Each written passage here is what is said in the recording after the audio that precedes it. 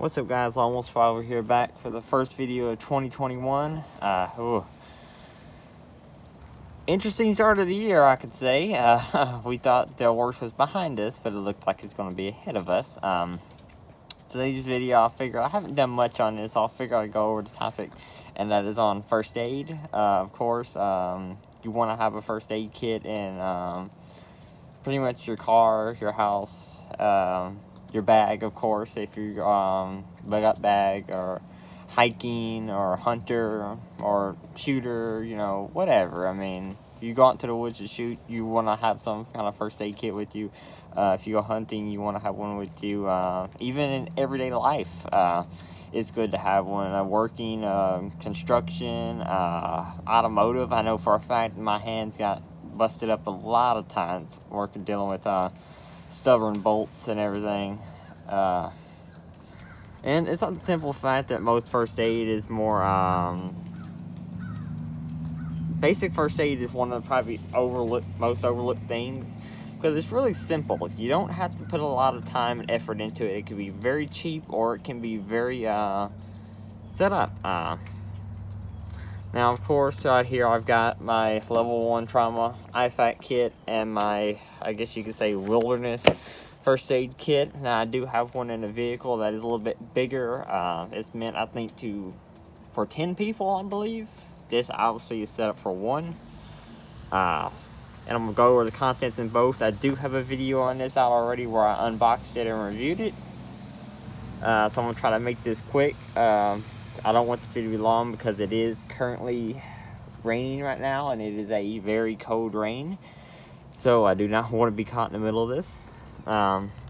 Basically, this is just a regular rip-away pouch. Now, when many people think IFAK kits or trauma kits, they think gunshot wounds, whatever. And yes, that is mainly one of the most reasons why they are around, for military purposes, law enforcement purposes, etc. But in reality, this could be used for a lot more than gunshots. Yes, many people, especially ones that people go target shooting on private land, where most of it is 4x4 access. Accidents do happen, so it's best to have one of these with you, and most take something like this with them if they're smart. I mean, ammunition could explode. You can drop a gun. It can malfunction. Any little thing can happen. Or if you're, so say mountain biking or something and happen to fall off and, fall on a root or something and it punctures. That's mainly what this is for: heavy bleeding, large wounds, and punctures. Now, I do have stuff in here that is set for gunshot wounds, like chest seals and such, and my tourniquet is not in this. It is on my chest rig, so it's separate from this, so I don't have to reach into this for it. But it is always around whenever I go out, if I have to take it. Which I do need another one to start having around in a different bag. That's a different thing.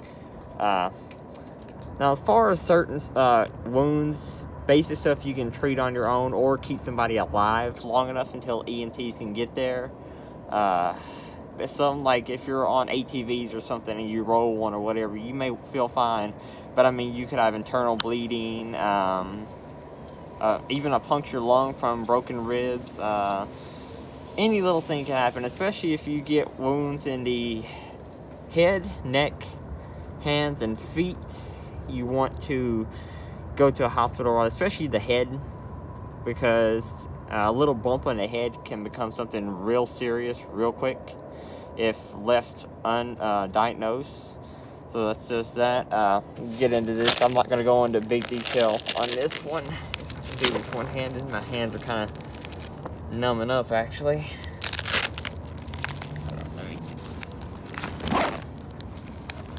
Alright, here we go. So I'll just have a basic 4-inch Israeli bandage, EMT scissors, 2 packs of compression gauze, a compression bandage, a thermal blanket, ABD pad, some duct tape, some more duct tape here, and my chest seals in the back there.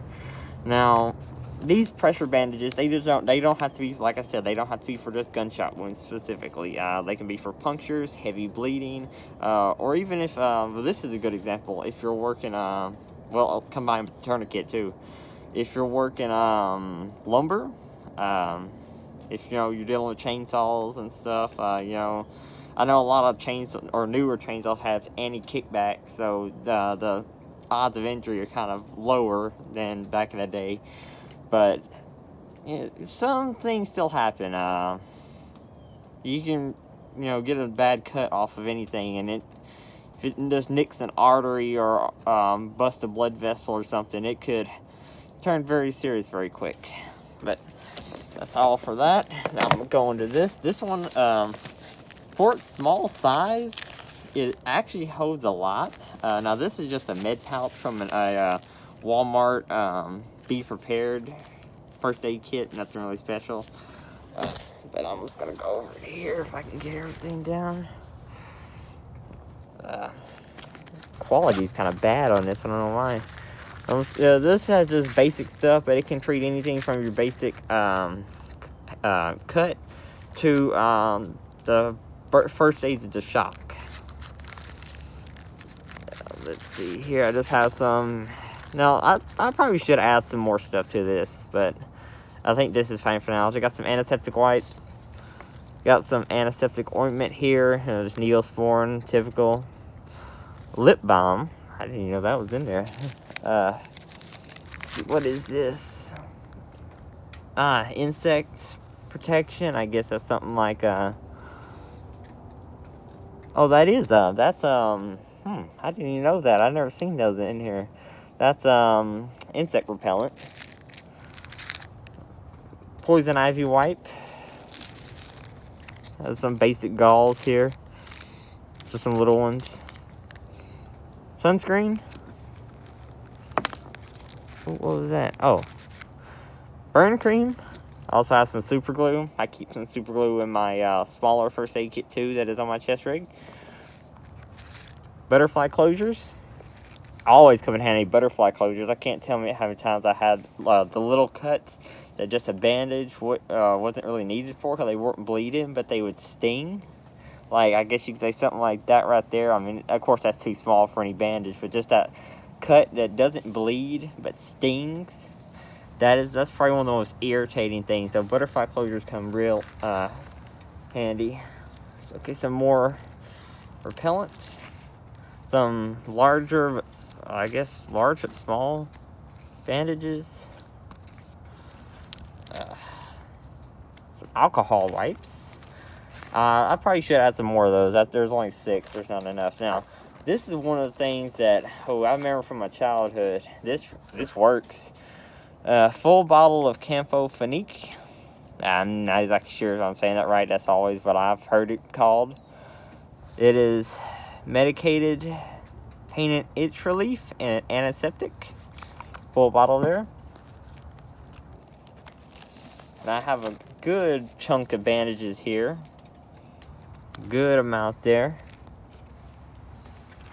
And these are waterproof bandages. About the same size as these. Got some moleskin for all kinds of blisters for your feet. That's the super glue lid there. And I just have a basic thermal blanket. Go over that there. And that's about it. I know this is kind of short and small, but the first aid kit's always a good, or first aid is always a good thing to have around.